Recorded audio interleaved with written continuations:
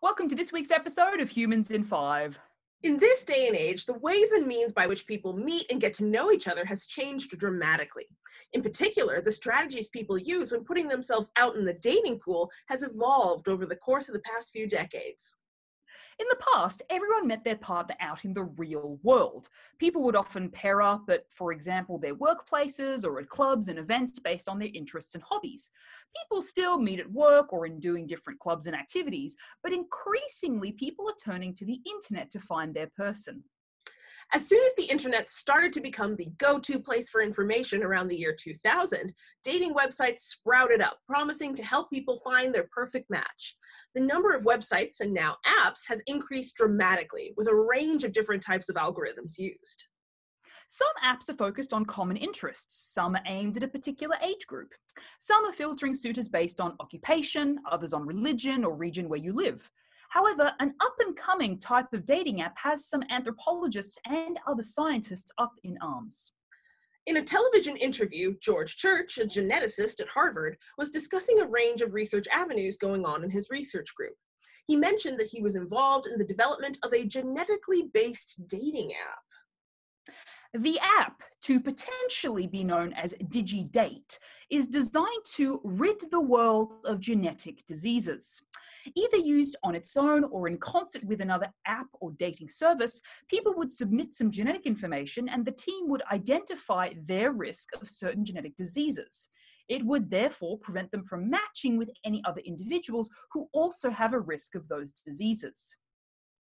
The team state that they could get all participants to avoid dates and therefore potential breeding with others who have similar disease risks, leading to the eventual eradication of genetic diseases. These are some big claims that have a lot of eyebrows raised. In particular, many scientists note that this sounds an awful lot like eugenics. Eugenics is the idea that the human species can be improved or changed by the selective reproduction of desirable human traits. Eugenicists have advocated for the selective mating of individuals in such a way that diseases or other undesirable traits could be removed from the population. Over the past 100 or so years, eugenicists' procedures have included sterilization and enforcing selective reproduction in attempts to eliminate certain conditions or certain social characteristics. So the idea of dating app users selectively dating and presumably selectively breeding certainly sounds like a throwback to this dark concept in human biology and history. The makers of this dating app resent the comparison of their selective dating app with eugenics.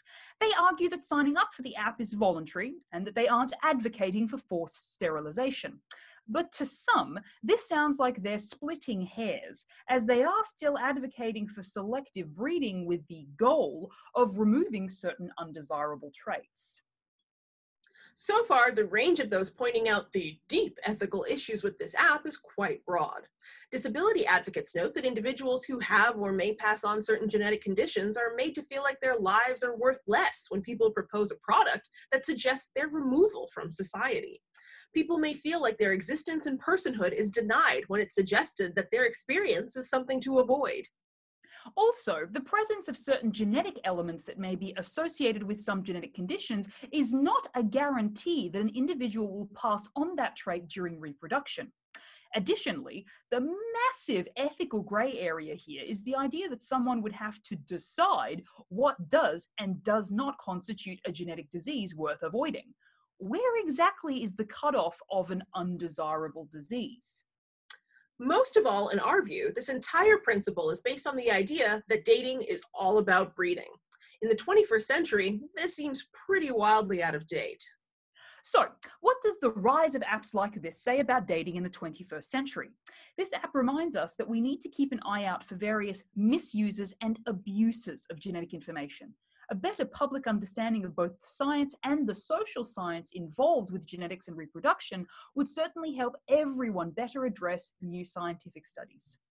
Thanks for watching, and we'll see you next time on Humans in 5. And don't forget to subscribe!